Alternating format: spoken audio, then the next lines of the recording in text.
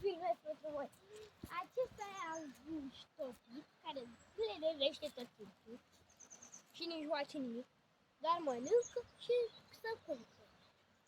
La ce să vă prezint? Acesta e albuș, topit, trage cu tunul, ia uitați-l.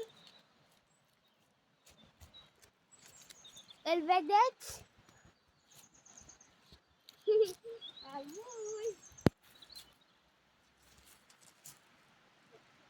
Albuș!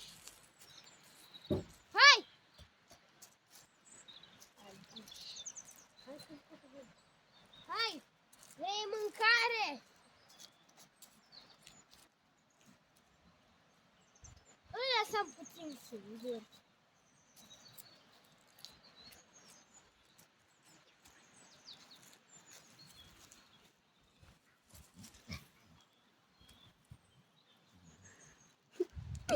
L-am lăsat puțin singur.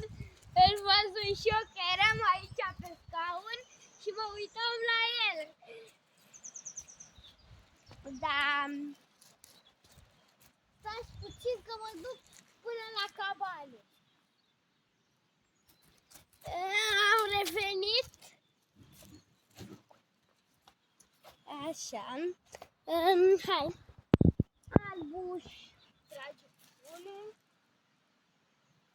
Îl mai lăsăm 5 minute singur să vedem ce face. Revenim.